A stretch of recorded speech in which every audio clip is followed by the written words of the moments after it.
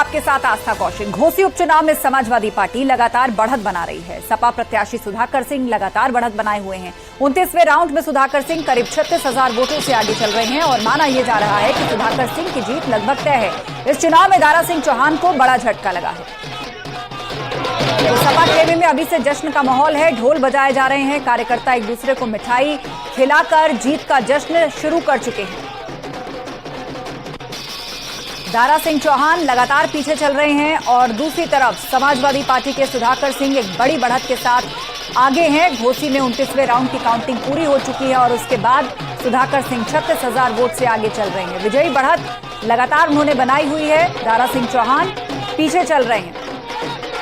सपा खेमे में जश्न की शुरुआत हो चुकी है। सीधे अब आपको लिए चलते हैं, हमारे सहयोगी राजीव सिंह हमारे साथ लाइव जुड़ रहे हैं। राजीव, 29वें राउंड की काउंटिंग पूरी हो गई है और काफी बड़ी बढ़त सुधाकर सिंह ने बनाई हुई है और वो ये लीड शुरू से बरकरार रखे हैं। सपा खेमे में अभी से जश्न का माहौल, जीत तय मान रही है अभी सपा अपनी। देखिए, यकीनन आस्था, जिस तरह से घोसी विधानसभा उपचुनाव की आज जब मतगणना शुरू हुई थी, पहले राउंड से ही सपा लगातार 29वें राउंड तक बढ़त बनाए हुए है और 29वें राउंड में करीब 36,000 मतों से अधिक की समाजवादी पार्टी के प्रत्याशी सुधाकर सिंह ने एक अजय बढ़त बनाई है। क्योंकि अब जितनी काउंटिंग होनी है, अगर उसको पूरा भी दे दिया जाए तो समाजवादी पार्टी के प्रत्याशी की बढ़त से बराबर नहीं हो सकेगी और यही कारण है कि समाजवादी पार्टी अभी से अपनी जीत का जश्न मनाती हुए नजर आ रही। समाजवादी पार्टी के नेता कार्यकर्ता एक दूसरे को मिठाई खिला रहे हैं और इस जीत का जश्न मनाते हुए नजर आ रहे हैं। हालांकि अभी भी कुछ चरणों की काउंटिंग बाकी है, लेकिन अब जो समाजवादी पार्टी के उस प्रत्याशी सुधाकर सिंह है, उनकी जीत 100% तय मानी जा रही है और यही कारण है कि एक और जहां समाजवादी पार्टी यानी INDIA गठबंधन में खुशी की लहर है, तो वहीं दूसरी ओर NDA गठबंधन में मायूसी नजर आ रही है। और अब से कुछ देर बाद बीजेपी प्रदेश अध्यक्ष भूपेंद्र चौधरी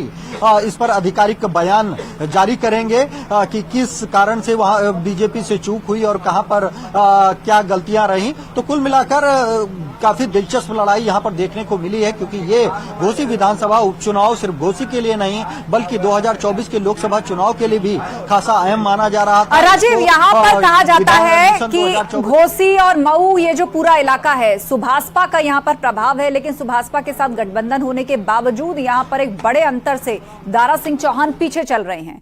तो क्या लग रहा है कि सुभाषपा और बीजेपी का साथ, उसके बाद ये घोसी उपचुनाव बहुत कुछ इससे संदेश निकलने वाला था? यकीनन आस्था, ये जो चुनाव था, ये जो टेस्ट था, ये सिर्फ दारा सिंह चौहान या सुधाकर सिंह का ही नहीं बल्कि बीजेपी के साथ शामिल वो सभी जो संगठन थे, चाहे वो सुभाषपा अध्यक्ष ओम प्रकाश राजभर हो या फिर निषाद पार्टी के अध्यक्ष संजय निषाद हो या फिर अपना दल के अध्यक्ष आशीष पटेल हो। इनकी भी एक परीक्षा थी कि आखिर वाकई हकीकत में इनका ग्राउंड क्या है और जिस तरह से रिजल्ट आए हैं वो कहीं न कहीं निराशाजनक है। और यही कारण है कि जो सुभाषपा अध्यक्ष ओम प्रकाश राजभर लगातार समाजवादी पार्टी के मुखिया अखिलेश यादव पर निशाना साधते हुए नजर आ रहे थे, वो फिलहाल इस अजय बढ़त के बाद चुप्पी साधे हुए नजर आ रहे हैं। कहीं न कहीं NDA गठबंधन को एक बड़ा झटका लगा है, क्योंकि तमाम ऐसे कारण थे जिनके चलते ये नतीजे सामने आए हैं। अब क्योंकि ये एक मिशन 2024 से पहले बड़ा झटका है बीजेपी के लिए, तो यकीनन बीजेपी इस पर पुनर्विचार करेगी, सोचेगी, ताकि 2024 का जो लोकसभा चुनाव में बीजेपी ने 80 में से 80 सीट जीतने का लक्ष्य रखा है, उसे हासिल किया जा सके। तो अब देखना यह होगा कि आखिर बीजेपी को कहां पर बीजेपी से ये चूक हुई। शायद बीजेपी ने सोचा नहीं था कि घोसी विधानसभा उपचुनाव में उसे इतनी बड़ी शिकस्त मिलेगी। अब देखना यह होगा कि ये जो परिणाम है, ये न सिर्फ बीजेपी के लिए बल्कि सुभाषपा, निषाद पार्टी, अपना दल जैसे NDA के घटक दलों के लिए भी किसी बड़े शौक से कम नहीं है। नतीजे आने वाले दिनों में ये परिणाम उन पर भी एक बड़ा असर दिखाते हुए नजर आएंगे। तो कुल मिलाकर अब ये साफ हो गया, ये कहा जा रहा था कि विधानसभा लोकसभा चुनाव से पहले ये लिटमस टेस्ट होगा NDA और इंडिया गठबंधन का, तो कहीं न कहीं इस लिटमस टेस्ट में INDIA गठबंधन पास होता हुआ नजर आ रहा है। तो अब से कुछ देर बाद कुछ चरणों की जो मतगणना बाकी है वो भी पूरी कर ली जाएगी और उसके बाद जो सर्टिफिकेट है वो विजेता प्रत्याशी को दिया जाएगा। बिल्कुल, और हम तस्वीरें देख रहे हैं कि सपा खेमे में जश्न का माहौल है। सभी कार्यकर्ता एक दूसरे को मिठाई खिला रहे हैं, वहां पर जो है वो पटाखे फोड़े जा रहे हैं, ढोल नगाड़े जो है वो बजाए जा रहे हैं। लेकिन दूसरी तरफ एनडीए खेमे में एक मायूसी है, क्योंकि शुरुआत से सुधाकर सिंह लीड बनाने में कामयाब रहे और ये गैप बढ़ता चला गया और अब अपनी जीत के प्रति आश्वस्त है समाजवादी पार्टी। बीजेपी से अभी तक कोई बात हो पाई है क्या कि आखिर क्या गलती हुई? यहाँ पर परिणाम जो थे वो उम्मीद के अनुकूल नहीं आए, क्या कहना है अब बीजेपी की ओर से?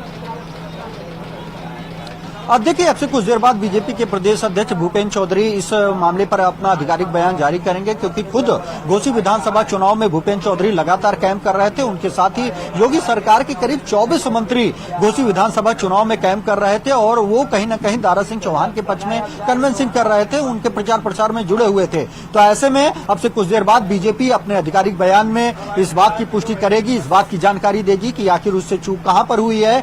लेकिन अगर हम लोग ग्राउंड की बात करें तो जो घोसी की जनता थी उसको लेकर जिस तरह से दारा सिंह चौहान ने, चाहे कांग्रेस हो पहले, फिर बसपा हो, फिर उसके बाद सपा हो, फिर भाजपा हो, जिस तरह से लगातार उन्होंने एक के बाद एक दल बदले हैं, उसको लेकर जनता नाराज थी। और साथ ही साथ बीते 6 साल के अंदर घोसी विधानसभा में ये चौथा चुनाव है, जिसको लेकर भी लोग खासा नाराज थे। उसका असर दिखाई भी पड़ रहा है। इस बार घोसी की जनता ने यह तय किया कि वो दल बदलने वाले नेताओं को पसंद नहीं करेगी और ये उसका जो मत था वो परिणाम में सामने भी आया है। उसने समाजवादी पार्टी के उम्मीदवार को अपना समर्थन दिया है। दूसरी ओर सबसे बड़ी जो यहां पर थी, जो एक अपर कास्ट को साधने की कवायद थी, बीजेपी ने इसके लिए तमाम कोशिशें की थी, तमाम मंत्रियों को मैदान में उतारा था, फिर चाहे वो दयाशंकर सिंह हो, गिरीश यादव हो, दानिश अंसारी हो, इनको अपनी अपने बिरादरी के वोट को साधने की जिम्मेदारी सौंपी थी। लेकिन ये कहीं न कहीं पूरी तरह से फेल होते हुए नजर आए हैं। और दूसरी ओर जो समाजवादी पार्टी ने रणनीति बनाई थी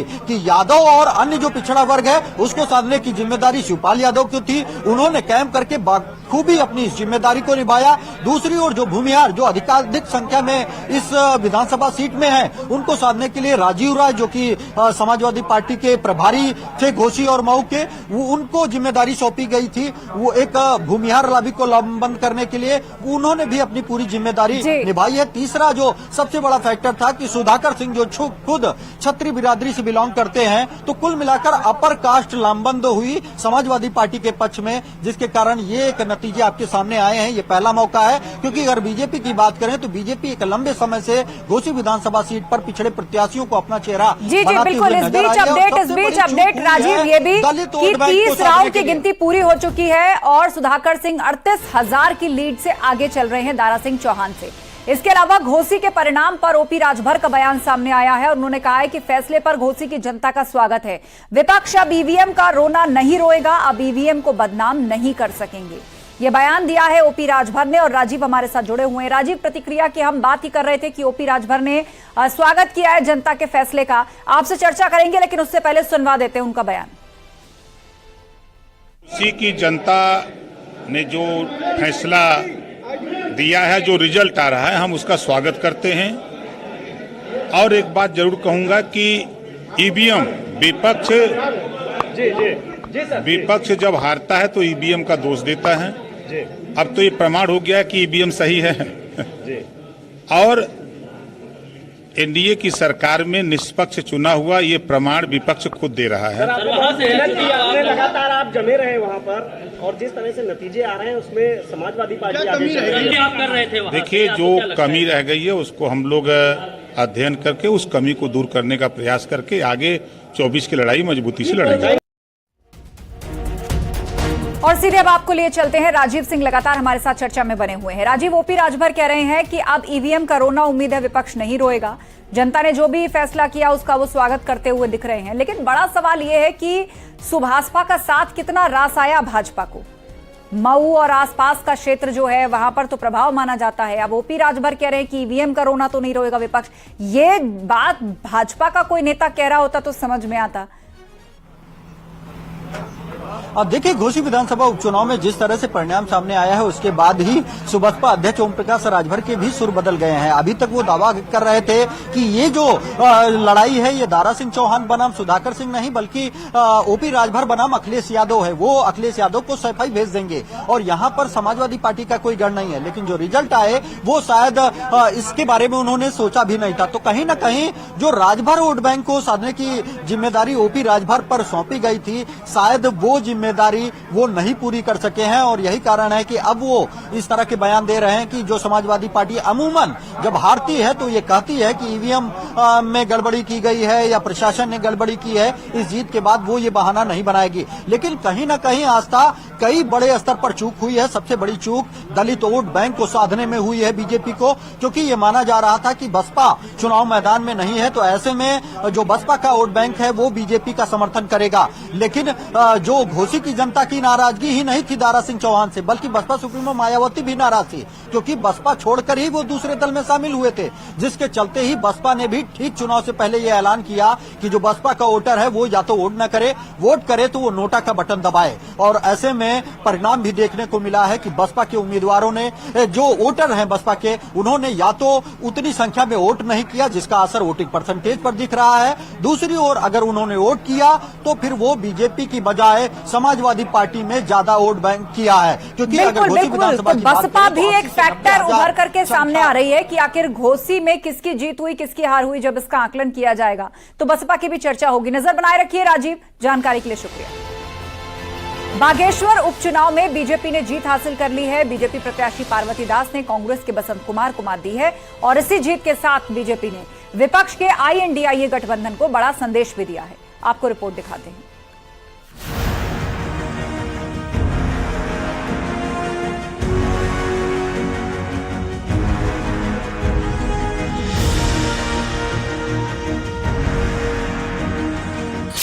बागेश्वर उपचुनाव में बीजेपी ने साबित कर दिया कि चुनाव छोटा हो या फिर बड़ा, जीत बड़ी होनी चाहिए। क्योंकि यहाँ मुकाबला भले ही कांग्रेस से हो, लेकिन मैदान में समाजवादी पार्टी के प्रत्याशी भी दम दिखा रहे थे। लेकिन अखिलेश यादव की हालत ये हो गई कि उनके प्रत्याशी को नोटा से भी कम वोट मिले। और इस चुनाव में जीत से बीजेपी ने इंडिया गठबंधन को भी बड़ा संदेश दे दिया है। सरकार की नीतियों पर और हमारे प्रधानमंत्री आदरणीय मोदी जी के विजन पर, उत्तराखंड के लिए जो काम कर रहे हैं, देश के लिए जो काम कर रहे हैं, उन सभी पर वहाँ की जनता ने मोहर लगाई है। मैं पार्वती दास जी को बधाई देना चाहता हूँ और साथ में ये जीत चंदन रामदास जी को श्रद्धांजलि है। उनके रुके हुए कामों को, उनके लगाए हुए प्रस्तावों को, उनके सपनों को हम पूरा करेंगे।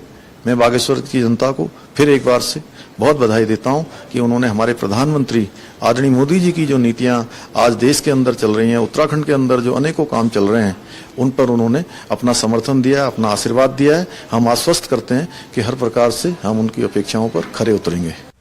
बागेश्वर में बीजेपी की प्रत्याशी पार्वती दास ने कांग्रेस प्रत्याशी बसंत कुमार को तकरीबन 2400 वोटों से हरा दिया। हालांकि शुरुआती दौर में कांग्रेस के प्रत्याशी बसंत कुमार पार्वती दास से 2 राउंड आगे चले, लेकिन उसके बाद लगातार बीजेपी प्रत्याशी की बागेश्वर उपचुनाव में बढ़त बनती चली गई और एक बार फिर बीजेपी ने इस सीट पर कमल खिलाकर कांग्रेस को भी बड़ी मात दी है। बागेश्वर की जीत वहाँ की जनता की जीत है। मैं बागेश्वर की जनता को, अपने सभी कार्यकर्ताओं को हार्दिक बधाई देता हूँ कि धन बल के आगे जिस प्रकार का माहौल बागेश्वर खड़ा किया करने का प्रयास किया गया, तो वहाँ की जनता उसको नकार दिया है। वहाँ की जनता ने विकास को वोट दिया है और आज मैं कह सकता हूँ बागेश्वर का ये जो परिणाम आया है ये भारतीय जनता पार्टी के सुखदायी है और आने वाले चुनाव में भी इसी प्रकार से भारतीय जनता पार्टी हर क्षेत्र, हर चुनाव में विजय प्राप्त करेगी। हालांकि वोटों का अंतर बड़ा नहीं रहा, लेकिन बीजेपी की ये जीत 24 का संदेश देने के लिए काफी है। दरअसल बागेश्वर की सीट कैबिनेट मंत्री चंदन रामदास के निधन के बाद खाली हुई थी, जिसके बाद इस सीट पर बीजेपी ने चंदन रामदास की पत्नी पार्वती दास को ही चुनावी मैदान में उतारा। तो कांग्रेस ने आम आदमी पार्टी में रहे बसंत कुमार को टिकट दिया था, जो इस चुनाव में भी कुछ खास नहीं कर सके। बागेश्वर में जो उपचुनाव हुआ, बहुत दुखद स्थिति में हमको इस चुनाव में जाना पड़ा। स्वर्गीय चंदन रामदास जी का देहांत हुआ, जिसकी वजह से हमको इस चुनाव में आना पड़ा और उनकी धर्मपत्नी पार्वती दास जी को संगठन ने टिकट दिया। मैं बहुत बहुत धन्यवाद करूंगा बागेश्वर की जनता का कि आज एक मिथक जो था कि 1-to-1 फाइट में बागेश्वर में कभी भी कांग्रेस नहीं हार सकती, आज वो मिथक भी हमने तोड़ा।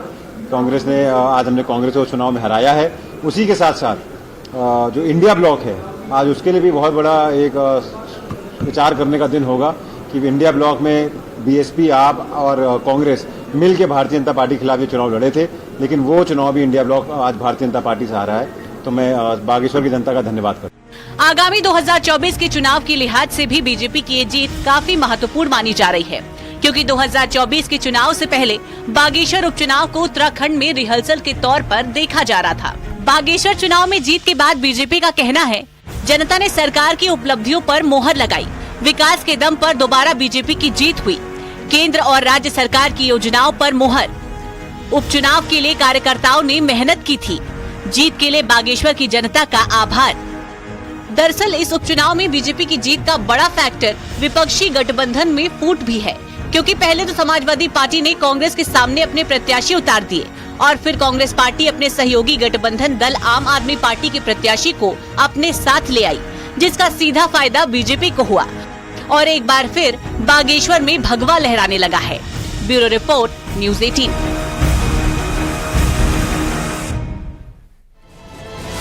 और यहाँ रुकेंगे ब्रेक के लिए, जल्द लौटेंगे, कहीं मत जाइए।